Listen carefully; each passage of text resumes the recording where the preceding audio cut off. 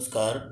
तंत्र mister naturopathy में आपका स्वागत है। मैं हूं आचार्य शिवेंद्र मिश्र और आज हम चर्चा करेंगे योग और प्राकृतिक चिकित्सा के एक अमूल्य सिद्धांत पुरुष प्रकृति साधर्म वैधर्म सिद्धांत की।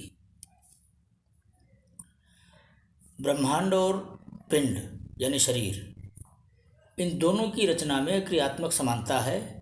इसे ही भारतीय परंपरा में अंड पिंडवाद कहा जाता है। यत् पिंडे तत् ब्रह्मांडे का अर्थ ही है जो शरीर में है वही ब्रह्मांड में है। ब्रह्मांड का अर्थ 14 लोकों या 14 स्तरों के उस संपूर्ण अंड से है जिसे हम यूनिवर्स कहते हैं।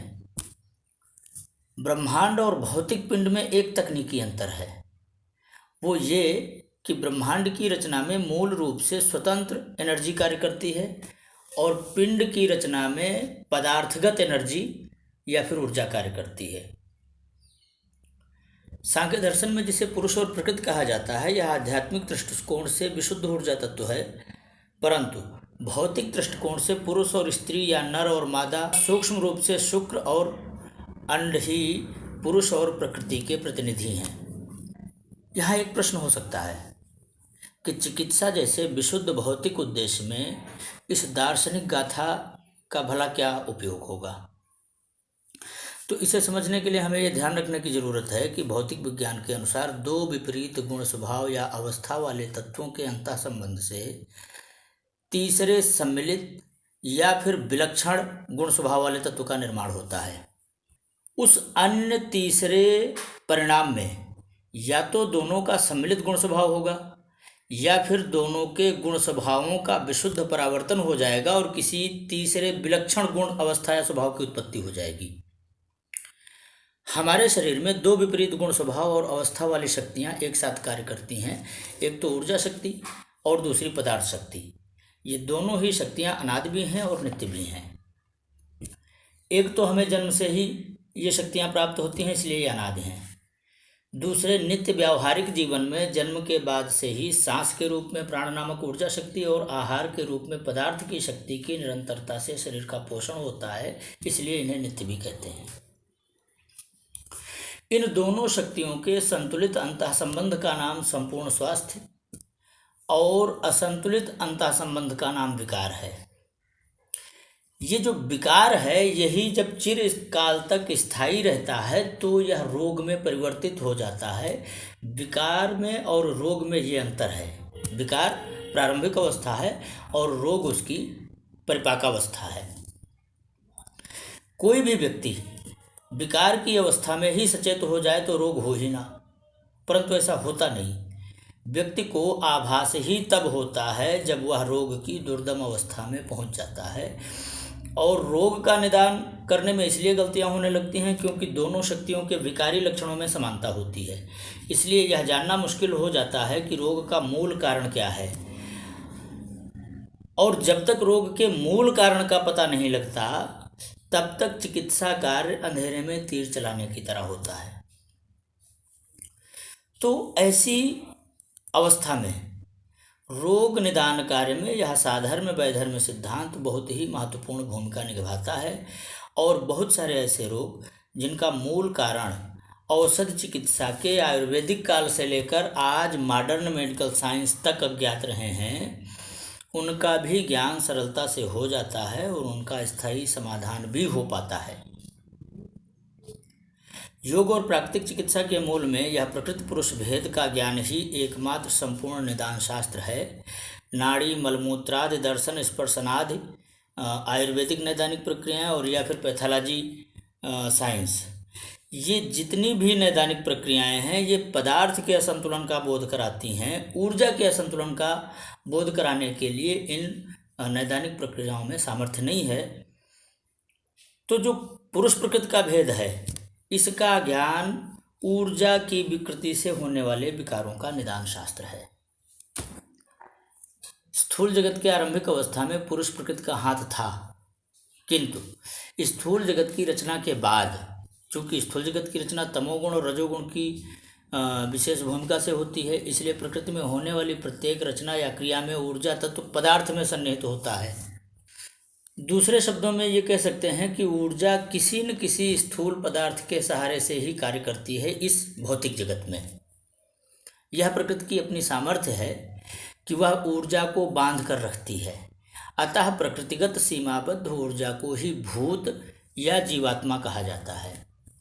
यह मौलिक सतो रजो और तमोगुणी नामक ऊर्जा स्थूल रूप से दो भागों में बट जाती है। वैसे ये तीन ऊर्जाएं हैं, अलग अलग तीन तत्व हैं, लेकिन स्थूल जगत में ये दो भागों में बट जाती है। एक अवस्था होती है सतोतमोगुणी अवस्था और दूसरी होती है रजोतमोगुणी अवस्था। सतोतमोगुणी ऊर्जा विशिष्ट सांसारिक प्राणियों को या फिर सांसारिक रचनाओं को नर वर्ग में रखा जाता है और रजोतमोगुणी ऊर्जा विशिष्ट सांसारिक रचनाओं को मादा वर्ग में रखा जाता है। प्राणी स्थूल तत्व है, शरीर युक्त है और इस शरीर के तीन स्तर हैं, अंतःकरण, चतुष्टय, पंचमहाभूत और स्थूल शरीर। इस शरीर विभाग के बारे में हमने पहले शरीर भेद नामक यूट्यूब में विस्तार से चर्चा की है, उसे देख लेना अच्छा रहेगा। अंतःकरण चतुष्टय रूपी कारण से आनंद की प्राप्ति के लिए किया गया पुरुष प्रकृति नामक दो विपरीत गुण स्वभाव वाली शक्तियों के बीच अंतः संबंध का परिणाम है शुक्र और अंड का निषेचन। शुक्र और अंड के गुण स्वभाव और प्रकृति में कुछ साधर्म्यता है और कुछ वैधर्म्यता। साधर्म्यता का मतलब होता है समानता और वैधर्म्यता का मतलब होता है विपरीतता। तो इसकी विवेचना जरा देखें। प्रकृति और पुरुष में कुछ बातें या फिर गुण स्वभाव और अवस्था कुछ मामलों में एक जैसी हैं, समान हैं। जैसे दोनों ही अनादि हैं, दोनों ही अनंत हैं, दोनों ही निराकार हैं, दोनों ही नित्य हैं, दोनों ही अनपर हैं, एक दूसरे के विपरीत हैं, मैचलेस हैं, एक दूसरे से समानता नहीं रखते और दोनों ही सर्वव्यापक हैं। ये साधर्म्यता अर्थात समानता जो है ये चेतना तत्व की है, जिसे आध्यात्मिक या मूल कारण कहा जाता है।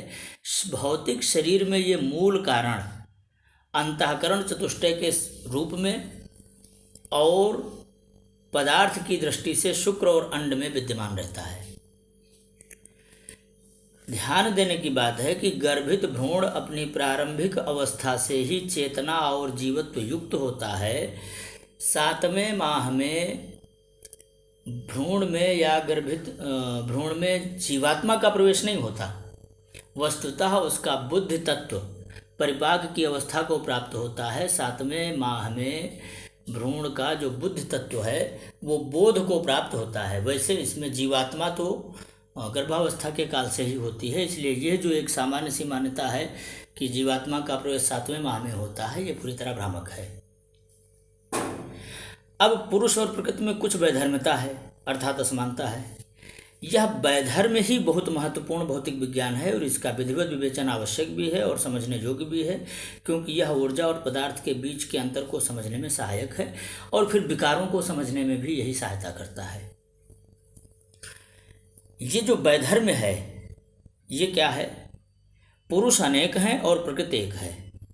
पुरुष चेतन है और प्रकृति जड़ है। पुरुष निर्गुण है और प्रकृति गुणवान है। पुरुष निर्बीज है और प्रकृति बीज धर्मा है। पुरुष प्रसव धर्म रहित है और प्रकृति प्रसव धर्मा है। पुरुष मध्यस्थ धर्मा है और प्रकृति अमध्यस्थ धर्मा है। अब इसे स्थूल स्तर पर समझने की जरूरत है। वैश्विक स्तर पर पुरुषों की संख्या स्त्रियों की संख्या से ज़्यादा रहती है और यह अनुपात प्रायः प्रत्येक 100 स्त्रियों पर 107 पुरुषों का है। देश काल और परिस्थितियों के आधार पर जनसंख्या गणना का स्तर कुछ भी हो, पर एक सैद्धांतिक सत्य है कि प्राकृतिक रूप से वैश्विक स्तर पर स्त्री से पुरुषों का अनुपात हमेशा अधिक रहता है। अब जो दूसरी बात है, पुरुष चेतन है और प्रकृति जड़ है। चेतन और जड़ का अर्थ स्वाभाविक क्रियाशीलता से है। पुरुषों का स्वाभाविक गुण चंचलता और स्त्रियों का स्वाभाविक गुण स्थिरता होता है, इसलिए पुरुष को चेतन और प्रकृति को जड़ कहा गया है। यहाँ जड़ और चेतन का मतलब स्थिर और गतिशीलता से नहीं है। गुण का अर्थ भारतीय दर्शन में ऊर्जा विशिष्टता है। चूँकि पुरुष निर्गुण है और प्रकृति गुणवान है, तो जो गुण है उसका भारतीय दर्शन में जो मतलब लिया जाता है वो है ऊर्जा विशिष्टता, सतो, रजो और तमोगुण। इन तीन प्राकृतिक गुणों का संतुलन इन दोनों ही रचनाओं में भिन्न होता है। स्थूल जगत में सतो तमोगुण पुरुष में और रजो तमोगुण स्त्री में विशेष होता है, परंतु पुरुष में गुणों का प्रवाह किसी एक काल में एक ही गुण का होता है, अर्थात सतोगुण के प्रवाह काल में तमोगुण और तमोगुण के प्रवाह काल में सतोगुण का प्रतिपाद हो जाता है। अतः पुरुषों को एक काल में किसी एक ही गुण की प्रवृत्ति होने के कारण निर्गुण कहा जाता है। स्त्रियों में रजो तमोगुण सर्वकाल व्यापी है, अतः एक से अधिक गुणों की निरंतरता के कारण प्रकृति को गुणवान कहा जाता है। अब पुरुष निर्बीज है और प्रकृति सबीज है या फिर बीज धर्मा है। इसको इस तरह समझिए, दो शुक्राणु आपस में क्रिया करके गर्भित नहीं हो सकते, जबकि दो अंडाणु आपस में क्रिया करके गर्भित हो सकते हैं। इससे यह प्रमाणित होता है कि बीजत्व पुरुष में नहीं बल्कि स्त्री में है। अब पुरुष प्रसव धर्म रहित है और प्रकृति प्रसव धर्मा है। कोई भी पुरुष गर्भ धारण करने और संतान उत्पन्न करने में योग्य नहीं है, अतः पुरुष प्रसव धर्म रहित है और प्रकृति प्रसव धर्मा है। इसमें कोई खास बात विवेचन के लिए है ही नहीं। हाँ, पुरुष मध्यस्थ धर्मा है और प्रकृति अमध्यस्थ धर्मा है। इस बात को समझने की जरूरत है। पुरुष में राग या फिर लिबिडो आनंद सुख की प्राप्ति हो जाने पर समाप्त हो जाता है, परंतु स्त्री में आनंद सुख की प्राप्ति होने पर राग की प्रकृति और प्रवृत्ति दोनों ही बढ़ जाती हैं। इसलिए पुरुष को मध्यस्थ धर्मा कहा गया है और प्रकृति को अमध्यस्थ धर्मा कहा गया है। अब पुरुष प्रकृति का यह साधर्म और वैधर्म सिद्धांत रोग निदान में किस तरह उपयोगी होता है, इसे समझते हैं। पुरुष की रचना में सतोतमोगुणी ऊर्जा प्रधान और आकाश तत्व प्रमुख महाभूत है। इसका अर्थ यह नहीं है कि पुरुष में पृथ्वी तत्व है ही नहीं या फिर रजोगुणी ऊर्जा का नितांत अभाव है। चूंकि पुरुषों की रचना में 30% सतोगुण, 10% रजोगुण और 60% तमोगुण का अनुपात होता है, इसलिए पदार्थ की दृष्टि से वात और कफ विशिष्ट होने के कारण पुरुषों में रजोगुणी ऊर्जा से संबंधित विकारों का अनुपात स्त्रियों की तुलना में 25% ही होता है। रजोगुणी ऊर्जा को ही तेजस तत्व या इम्यूनिटी कहा जाता है, तो पुरुषों में ऑटो इम्यून डिसीज की संभावना 25% तक ही होती है। और जो दो प्रमुख मूल कारण है आयुर्वेद की दृष्टि से, प्रज्ञापराध और असात्म इंद्रियार्थ संयोग, तो पुरुषों में असात्म इंद्रियार्थ संयोग की अपेक्षा प्रज्ञापराध मूल कारण होता है, क्योंकि पुरुषों में बुद्धि तत्व प्रधान होता है। आकाश तत्व शिरा प्रदेश में, बुद्धि तत्व का निवास मस्तिष्क प्रदेश में और कफ तत्व का निवास छाती में होने के कारण पुरुषों में रोगकारक दोषों का या विकारों का जो वास होता है वो प्रायः छाती से लेकर शिरा प्रदेश तक रहता है।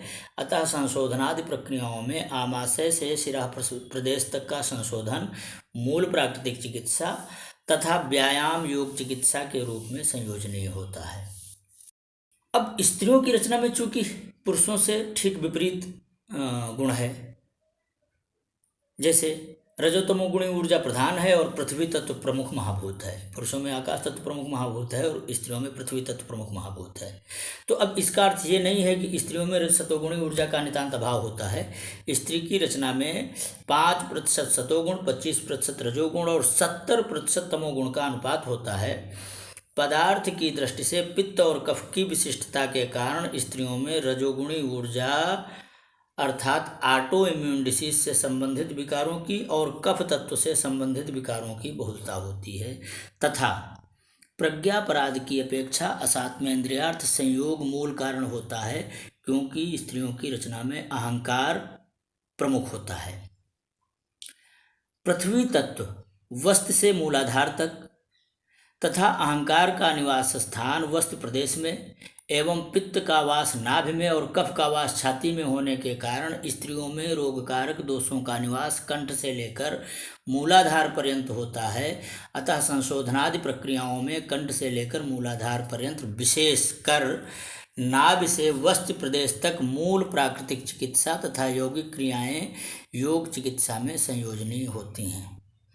अब यहाँ पर दो बातें विशेष ध्यान देने योग्य हैं कि योग और प्राकृतिक चिकित्सा की दृष्टि से पुरुषों के लिए योगासनों का और स्त्रियों के लिए यौगिक क्रियाओं का विशेष महत्व है। अर्थात योगासनों का विशेष मूल्य स्त्रियों के नहीं है तो यौगिक क्रियाओं का विशेष मूल्य पुरुषों के लिए नहीं है। दूसरी बात, पुरुषों का पूर्व शारीर तथा स्त्रियों का उत्तर शारीर विशेष शोधन योग्य होता है। मध्य शारीर दोनों में समान रूप से संशोधनीय है। इस साधर्म वैधर्म के सिद्धांत से अनभिज्ञ योग एवं प्राकृतिक चिकित्सा ही नहीं बल्कि औषध चिकित्सा भी सफलतम स्थान तक नहीं पहुंच सकती। अतः रोग मुक्त की कामना हो या सफल चिकित्सक बनने की, रोगी और चिकित्सक दोनों के लिए यह मौलिक शरीर रचना संबंधी पुरुष और प्रकृति साधर्म वैधर्म सिद्धांत उपयोगी ही नहीं अनिवार्य भी है। रोग कोई भी हो लाइलाज नहीं होता है, बशर्ते रोग की जड़ पर प्रहार किया जाए तो। आशा है यह व्याख्यान आपका उचित मार्गदर्शन करेगा। शरीर रचना से संबंधित अगले व्याख्यान के साथ पुनः मिलेंगे। तब तक के लिए धन्यवाद।